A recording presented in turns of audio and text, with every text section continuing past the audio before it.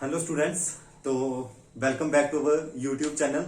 जैसे कि आपको पता है हमने प्रीवियस वीडियो में फिजिक्स के इंपॉर्टेंट क्वेश्चन अपलोड किए थे और आपको इन क्वेश्चंस के ऊपर ज्यादा फोकस रखना है क्योंकि ये ऐसे क्वेश्चन है जो लगातार पेपर में आते हैं। तो इन क्वेश्चंस के ऊपर साथ साथ में आपने अच्छे से ध्यान रखना और अच्छे से पढ़ना है। और अगर आपको इनमें से किसी भी क्वेश्चन में डिफिकल्टी आती है तो आप कमेंट बॉक्स में नीचे लिखें, तो हम उन्हीं क्वेश्चंस के ऊपर नेक्स्ट पार्ट में एक वीडियो बनाएंगे। यहाँ पे हम उन्हीं क्वेश्चंस को डिस्कस करेंगे जिन क्वेश्चंस में आपको प्रॉब्लम आती है। आज हम केमिस्ट्री की एक वीडियो नहीं बनाएंगे, इसमें भी सभी चैप्टर्स के इंपॉर्टेंट क्वेश्चंस की बात करेंगे। इसी तरह बायोलॉजी में। और अगर आपको किसी भी वीडियो में किसी भी क्वेश्चन के रिलेटेड कोई भी प्रॉब्लम आती है, जो आपको समझ नहीं आ रहा है या जो आपको डिफिकल्टी पार्ट आ रहा है उसमें, तो आप मुझे कमेंट करके यहाँ पे बता सकते हो। तो मैं नेक्स्ट पार्ट में कोशिश करूंगा कि आपकी उस डिफिकल्टी, उस न्यूमेरिकल को यहाँ पे सॉल्व करें और आपको अच्छे तरीके से समझाएं। तो चलो आज डिस्कस करते हैं हम केमिस्ट्री के जो 5 चैप्टर्स हैं। केमिस्ट्री का जो फर्स्ट चैप्टर है, it is one of the simple chapter. अगर साइंस का सबसे सिंपल चैप्टर किसी को बोला जाता है, वो चैप्टर नंबर फर्स्ट है, जिसका नाम क्या है? That is chemical reaction and equation. Science का 10th क्लास का सबसे simple chapter chemical reaction equation. और इस चैप्टर में से आप कुछ छोड़ ही नहीं सकते हो। बात तो ये है कि छोड़ ही नहीं सकते हो। 4 नंबर का क्वेश्चन आएगा जो फ्री के मार्क्स माने जाते हैं इस चैप्टर के। तो आपने इस चैप्टर में, मैं एक ही चीज लिखूंगा, ऑल टाइप्स ऑफ रिएक्शन। जितनी भी रिएक्शंस हैं आप सभी को पता है। अब मैं लिखूंगा नहीं एक एक करके कौन कौन सी रिएक्शन है, मैं बोल देता हूं। Combination reaction, decomposition reaction, displacement reaction, double displacement reaction, exothermic, endothermic, उसके बाद precipitation reaction, displacement, double displacement, precipitation reaction, redox reaction, ये सारी रिएक्शंस आपने करनी है। Plus balancing. जो बैलेंसिंग है वो आपको आनी चाहिए। बैलेंसिंग जेके बोर्ड और सीबीएसई के लिए दोनों इंपॉर्टेंट है। अगर आप सीबीएसई बोर्ड में देखोगे तो पिछली बार 3 नंबर का क्वेश्चन सीबीएसई बोर्ड ने सीधे कहां से डाला था? बैलेंसिंग से। और अगर आप जेके बोर्ड की बात करोगे तो ऑल टाइप्स ऑफ रिएक्शन डाली थी जेके बोर्ड ने। ये पिछले साल के पेपर की बात कर रहा हूं जो 2020 में हुए हैं बच्चों के। ठीक है। उसके बाद चैप्टर नंबर 2, इतना इंपॉर्टेंट चैप्टर नहीं है। 2-3 नंबर का चैप्टर आता है, ये इतना इंपॉर्टेंट नहीं है। यहां से जो आपने मेन देखना है वो मैं मेन लिखूंगा, modern and Mendeleev periodic table. Modern and Mendeleev periodic table. ठीक है। एक आपने मेंडलीव पीरियोडिक टेबल पढ़ना है, दूसरा आपने मॉडर्न पीरियोडिक टेबल। ठीक है। Second, trends of modern periodic table. ठीक है। Trends of modern periodic table. और आपको पता होगा ट्रेंड्स कौन कौन से होते हैं। ट्रेंड्स में आप करते हो valence shell and valency. Second, atomic radii. Third, metallic character. और कई बुक्स में चौथा भी दिया होगा आपको, फोर्थ भी दिया होगा, उसको बोलते हैं इलेक्ट्रोनेगेटिविटी। और लास्ट जो आपने इसमें से करना है वो आपने देखने हैं ड्रॉबैक्स। किसके? ड्रॉबैक्स ऑफ वर्नियर एंड न्यूलैंड। इनके सिर्फ ड्रॉबैक्स देखने हैं, क्या कमियां थी इनकी, और बाकी देखने का यहाँ पे कुछ भी जरूरत नहीं है। तो 2 चैप्टर हमने डिस्कस किए। पहले चैप्टर में से सारी की सारी रिएक्शन प्लस बैलेंसिंग मैंने बताया भी, ये सीबीएसई और जेके बोर्ड में दोनों में आया था। सेकेंड में modern Mendeleev periodic table, trends देखने हैं और ड्रॉबैक्स करने हैं। ठीक है। उसके बाद चैप्टर नंबर 3 के ऊपर चलते हैं। Chapter number 3, it is again one of the important chapter. अब बात आई सही केमिस्ट्री के ऊपर, यहाँ पे चैप्टर नंबर 3 आता है। चैप्टर नंबर 3 का नाम क्या है? चैप्टर नंबर 3 का नाम है कार्बन एंड इट्स कंपाउंड्स। क्या नाम है चैप्टर नंबर 3 का? Carbon and it's compounds. और बच्चे काफी डरते हैं इस चैप्टर से क्योंकि इसमें नॉमेनक्लेचर आता है जो काफी जगहों पे सही तरीके से पढ़ाया नहीं जाता है। क्योंकि नॉमेनक्लेचर क्या होता है, इस चैप्टर का जो बेस होता है ना, वो बनाता है नॉमेनक्लेचर।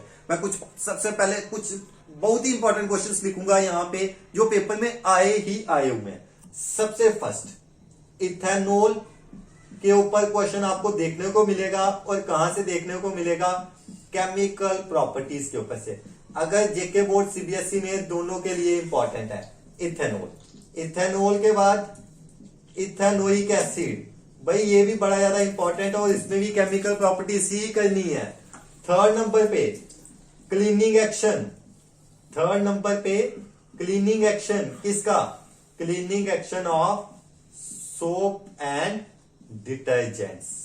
और fourth question hydrocarbons, fourth question hydrocarbons. Hard topics, important topics है, मार्क कर लेना, यहां से एक क्वेश्चन देखने को मिल जाएगा। मैं आपको एक एग्जांपल बताता हूं, पिछले 2-3 साल का पेपर देखोगे ना, तो ये जो इथेनॉइक एसिड की केमिकल प्रॉपर्टीज थी ना, एग्जामिनर ने जेके बोर्ड में चेंज ही कर दिया। बच्चे कंफ्यूज हो गए कि क्वेश्चन करवाया ही नहीं है उन्होंने।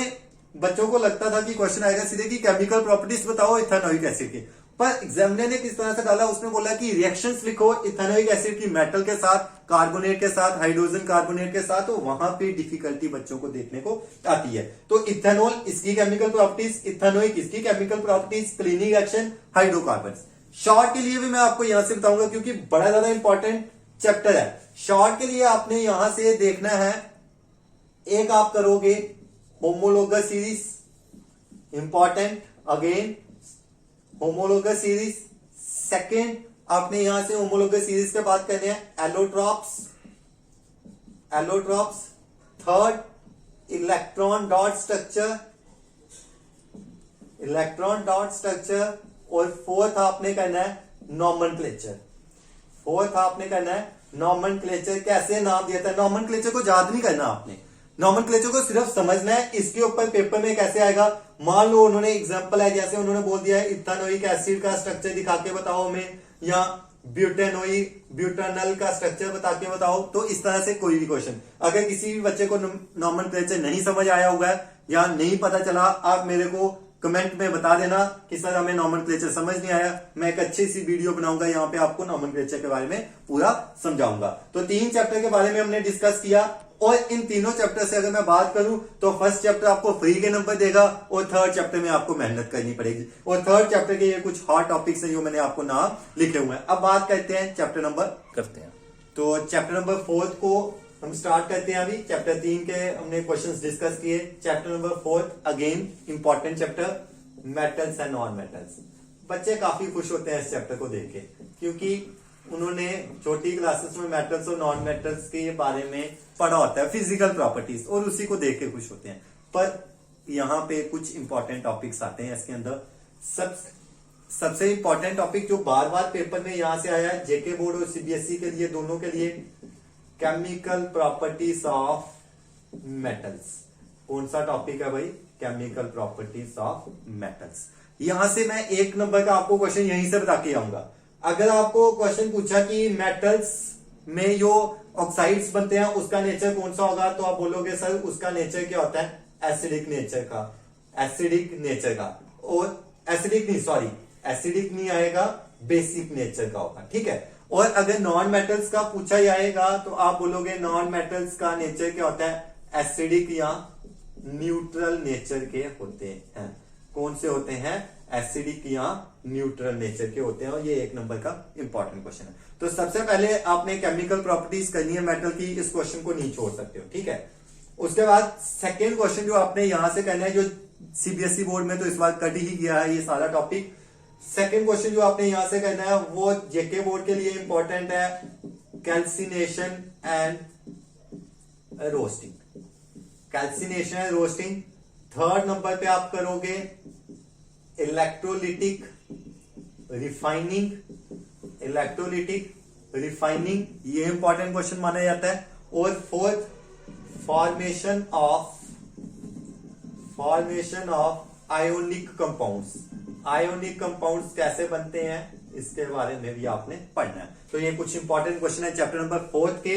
Now moving on to the chapter number 5th, moving on to the chapter number 5th, again important chapter, acid basis and salt. जिसने यहां से इस चैप्टर को डिफिकल्ट लगता है तो वो सिर्फ साल्ट टॉपिक को करो, 100% चांसेस है साल्ट से क्वेश्चन बनके आपको दिखेगा ही दिखेगा। सबसे पहला क्वेश्चन जो आपने यहां से करके आना है, जो पेपर में आया हुआ है, केमिकल प्रॉपर्टीज करनी है किसकी भाई, केमिकल प्रॉपर्टीज करनी है अपने एसिड्स की, इंपॉर्टेंट। सेकेंड जेके बोर्ड और सीबीएसई के लिए, दोनों के लिए important, pH in everyday life, pH in everyday life. और उसके बाद बचता है सॉल्ट। सॉल्ट में आपने सारे ही सॉल्ट देखने हैं, खास करके इनके केमिकल नेम क्या देखना है, इनका केमिकल नेम एंड प्रेपरेशन कैसे बनता है। जैसे आपका आ गया सोडियम हाइड्रोक्साइड, सोडियम हाइड्रोक्साइड जिसका दूसरा नाम क्या होता है कास्टिक सोडा NaOH। इसकी प्रेपरेशन देखनी है। बेकिंग सोडा, बेकिंग सोडा जिसका फॉर्मूला क्या होता है NaHCO3। उसके बाद वॉशिंग सोडा जिसका फॉर्मूला क्या होता है Na2CO3.10H2O।